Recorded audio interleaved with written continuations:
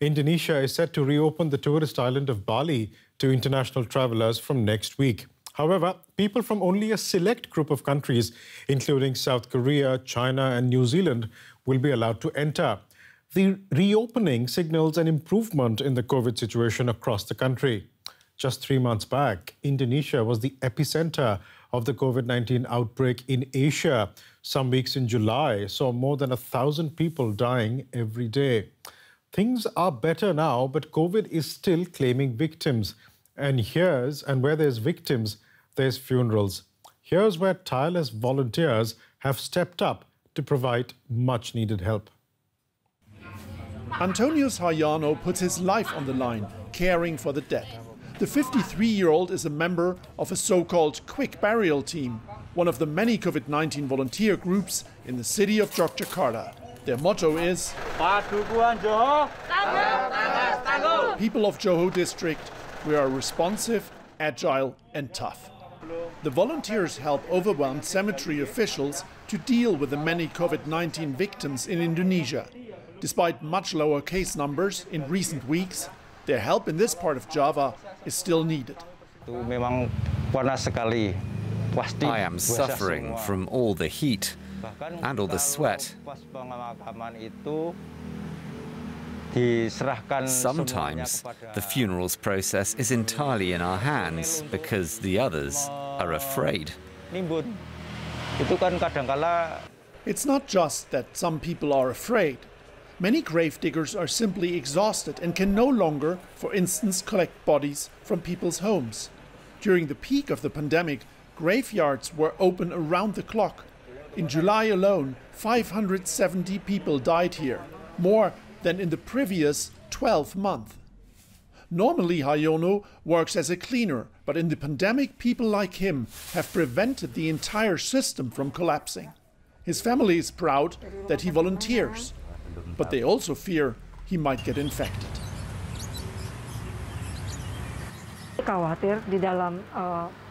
If he gets infected, he will have to quarantine, and that leaves me, a self-employed housewife, all by myself.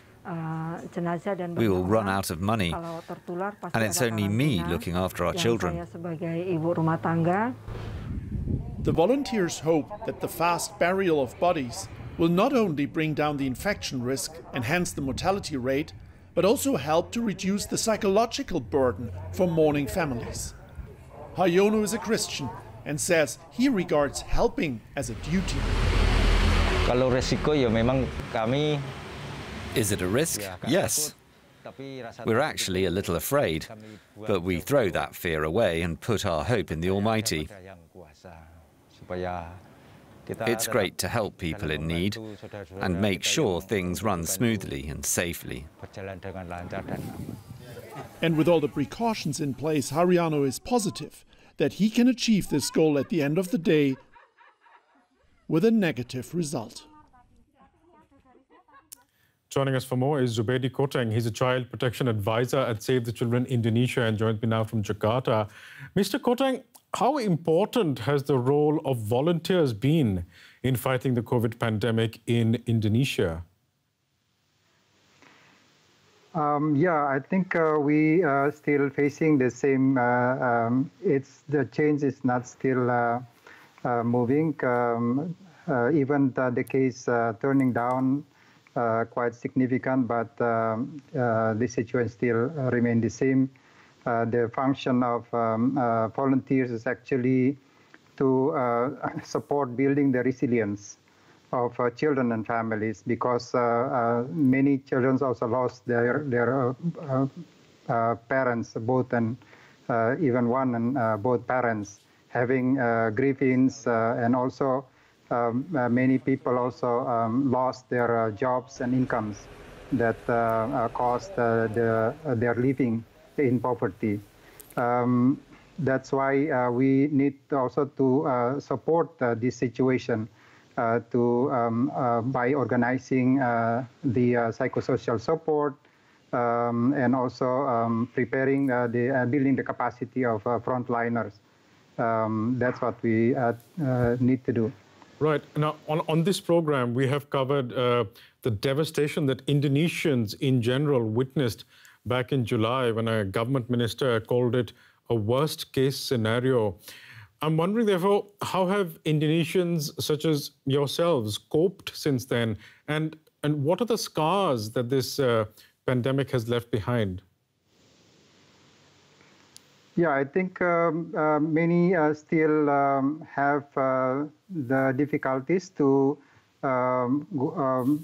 build back better since, for example, the vaccinations program are still, government is still boosting the vaccination program, but we have still have the gaps on stocks. But then we found that many publics opened in the green zones, and also we tried to support the situation by providing the helpline for children and families for psychosocial support to help their distress. We'll have to leave it there for the time being, but thank you so much for joining us today on the program. Zubaidi Kotang from Save the Children, Indonesia. Thank you. To Thailand next, where daily COVID-19 cases dipped below the 10,000 mark for a few days this week, the first time since mid-July. The country has administered more than 55 million doses of coronavirus vaccines, with about 31% of the population fully vaccinated. Thailand has turned its attention now to students and migrant workers to further its efforts of edging ahead of the pandemic. Scary for some, this week saw the first vaccinations meant for young adults and children ahead of the hoped-for reopening of schools next month. Some got BioNTech Pfizer vaccines, some received China's Sinopharm shots. I want the situation to return to normal because I want to return to school so I can meet friends and be in an actual classroom. I'm so sick of online classes now. I have more passion to study when I'm in school. About 88% of Bangkok's high school students between the ages of 12 and 18 signed up for the vaccine, according to official numbers. Nationwide, 3.6 million of more than 5 million eligible students have registered. Today, I'm getting my first Pfizer vaccine shot because I just turned 15 years old, so I'm qualified. I'm quite nervous because I'm not familiar with this vaccine brand. Meanwhile, another population that was recently without access to vaccinations, a large migrant worker population, is now getting the jab.